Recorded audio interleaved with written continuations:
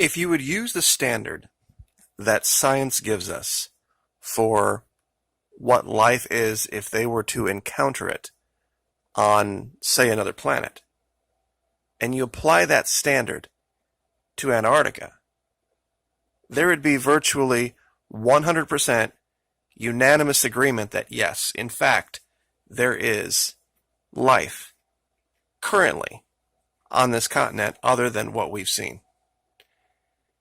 Many have made the allegation that the melting that we're seeing in Antarctica is as a result of volcanic activity underneath the ice sheet. Well, that very well might be true.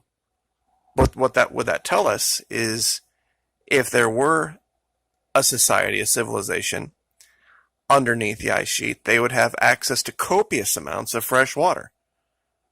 It'd be the single largest, by far, source of fresh water on the planet, given that we've seen multiple times vegetation. I have probably 24 locations that the only reason they're marked out is because there's trees and plants and moss and algae and all sorts of things growing. They would, well, of course, have access to food then, because they would have access to the sea. So we've got food, we've got water, we've got shelter, we've got heat. I can't imagine. And given everything else that we've seen, you know, like I said, apply the same standard for if it were some other planet in the universe. Now, I would like to show a couple of things today that are still on par with being as interesting as the other things that we've shown the last week or two, but also some more kind of mundane things that just build the case. But the first place I think we'll stop is kind of a fun one. It's an older location that I haven't looked at in a long time. And I'm going back through some stuff because I didn't, really think about it, but at the time I went through this, I had mentioned this in another video, only a little laptop. And I'm starting to see some things with this bigger, larger desktop. And some of you who are fans of sci-fi are going to look at this and go, I know who that is. And those of you who are unfamiliar with the Predator franchise, I'm just going to show you this side by side. This is the original alien living in the jungle from the movie Predator in 1987. And here is a location in Antarctica where you can virtually see just about every characteristic from the helmet. There we go. And I'm going to zoom this in here, over here, so you can see it. Once again, we just don't have a round thing that looks like a skull. We have a forehead, we have eyebrow ridges, two very distinct eyes, a nose ridge, and then we have this over the mouth area, kind of a covered helmet type device, and this was from the movie. So that's from the movie, and that's Antarctica.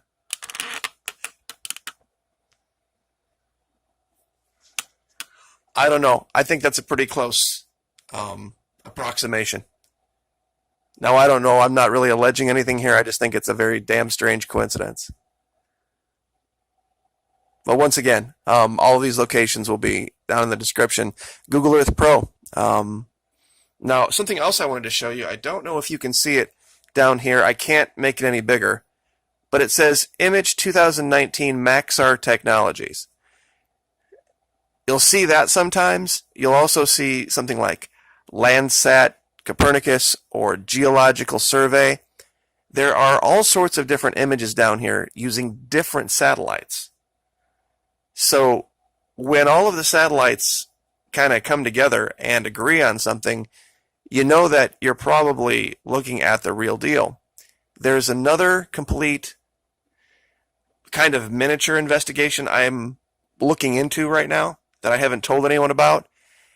In the year 2012, especially the December 2012, layers across the entire continent. All of these, what I are going to have labeled, I'll probably roll this out in a day or two, these black square anomalies. And I know that sounds ridiculous, but they're just little tiny perfectly black squares, and they appear in the hundreds across the entire continent. I'm going through and labeling them all right now. But over here, I wanted to show something else. And maybe, we'll get back to that later, because there's much more important things to look at. In fact, one very specific one that I think a lot of people are just going to lose their mind when they see.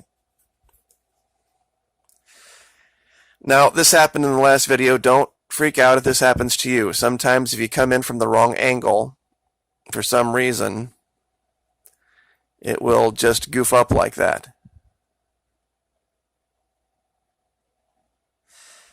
Now, I have shown in other videos what look like Egyptian hieroglyphs. There was a man with a serpent. There was what looked like some type of a warrior with a halberd, using it against some type of a beast. Now, let's say you got a job in Antarctica and you've got your cup of hot cocoa and you're walking down to your job at Pleisiosaur R Us, and you turn the corner and you see this on the wall next to you. What's the first thing you're going to think? This is clearly some type of a glyph of a dinosaur. Brontosaurus style type dinosaur. You've got the head, the long neck, the big body, the legs, you've got the tail. Everything is here. And there's something a little more vague above it. I'm not sure what I'm going to call this yet. It almost looks like a large bird.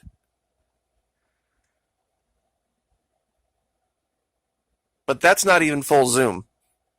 And you can see this one from a mile away. This is one of those aspects of civilization that people wouldn't necessarily think to look for. Art. It's just that simple. I really honestly believe that when you are going to find any kind of culture, any type of large civilization, you will find large-scale works of art. And this is one of them.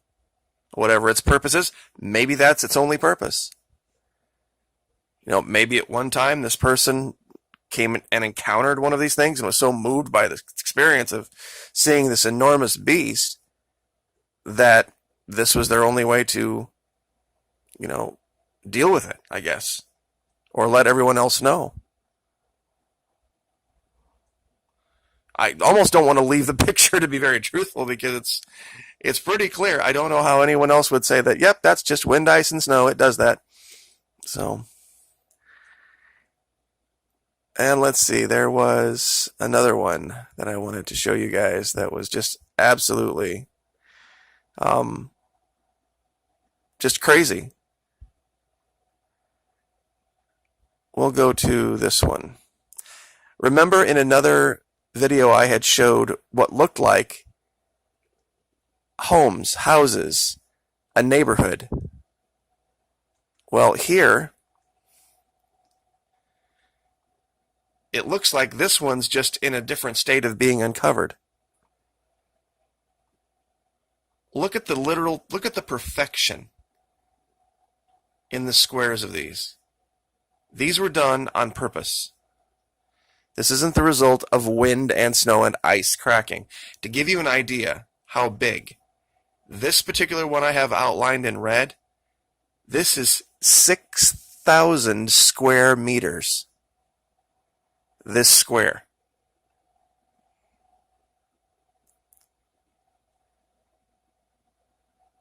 It's just, once you see it, you really can't unsee it. Now, unfortunately, this particular area only uncovers partially in high res. That's why you see the left-hand side of the screen is blurry. But you can start to see it beginning. to look like that other site that we were at, where you can see entryways into these homes. They may very well be abandoned, or they may be occupied in a way that they have access from underneath. But one way or the other, this is evidence of city planning. It's a little bit pushed in together, but it is what it is. What was the other one? This one was from a while ago. But I've made allegation that there are serpents down there.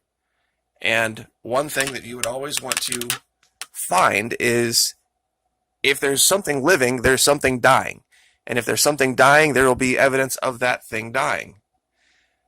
Well, right here, coming through the ice, we see a large skull, and we see a large, long spine. And part of the way down, we see different things protruding out, kind of like what would be winged type things. I'm not sure if these could fly, whether they swam, or whether they did some kind of thing like maybe a turkey does, where they could fly for certain distances. In fact, there's a snake. In fact, there is such a thing as a flying snake. I just thought about that. They live in the trees, and they can launch themselves out from tree to tree. And they just flatten their body out, and it acts like a glider. That very well could be what this is. And you can see the entire body of this thing. And this is just very clearly a fossil.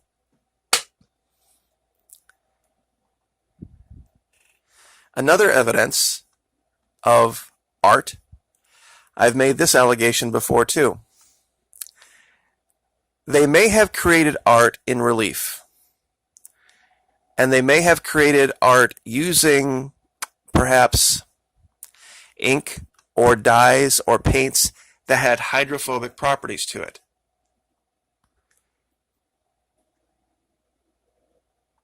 Now, in this entire region, this whole region, it's all covered completely in snow. There's no other areas that are melting off. But for some strange reason, in the exact shape of what we have long recognized to be a plesiosaur, this area has melt. And this is kind of what I'm alleging. I'm not sure if any of you remember, a couple months back, I showed this area where there were 3 different bird, images. And there was clearly a person kneeling before these birds. I had done a special on Thoth. And maybe I'll go back to that since we've had a lot of new subscribers and show that. But it occurred with the exact same image that you're seeing here. There was a large snowy hillside, and for some reason, in these different areas, there was no snow, and those different areas just happened to look like a person kneeling, and a bird with his wings open, and a bird with his wings closed, and it was very much reminiscent of the image of Thoth.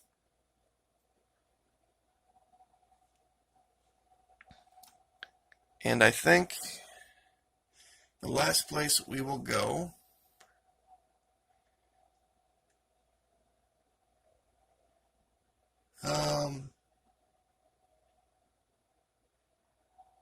I guess we'll go to this one. It's really not much evidence of anything, but it's just curious. I've seen a lot of melt ponds. I've never seen a square one. All I'm alleging here is that perhaps what's under this water was something that was constructed. That this could have been something that was put together for some particular, maybe irrigation reason. Maybe this is the footprint of a building. Maybe there was a large building here, and when it was destroyed, it left this square footprint, and then the water filled in this shape. So, anyway, I guess I will leave that there at 15 minutes. Like, share, subscribe. Thank you so much, and we'll see you next time.